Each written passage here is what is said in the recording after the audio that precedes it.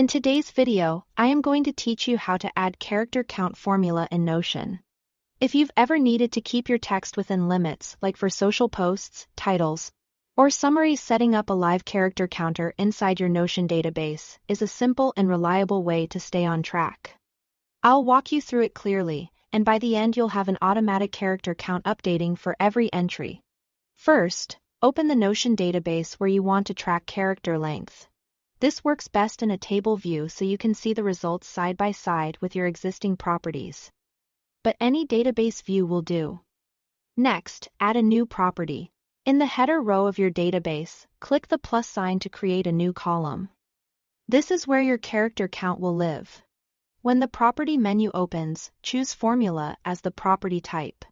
The formula type lets Notion calculate and display results automatically for each row in your database.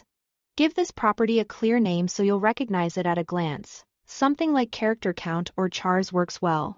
A descriptive name will help you and your team quickly understand what the column shows. Now, open the formula editor. Click into the new formula cell and select Edit to bring up the formula input field. This is where we'll tell Notion exactly what to count. Type the following formula. Length prop names. The word name here refers to the property you are measuring. By default, many databases use a main title property called name. So this formula will count the characters in that field. If you want to count a different text property like description or summary, replace name with that property's exact name in quotes.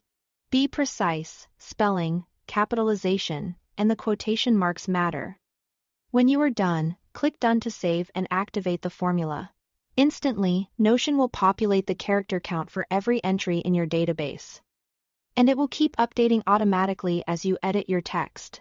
A few quick tips to keep in mind: the character count includes spaces and punctuation, which is usually what platforms enforce. If you see unexpected results, make sure the property you are referencing actually exists and contains text. If you rename a property later, remember to update the formula to match. And if some entries are blank, the count will simply show 0. That's all there is to it: an easy, dependable way to monitor text length right inside Notion. Thanks for watching.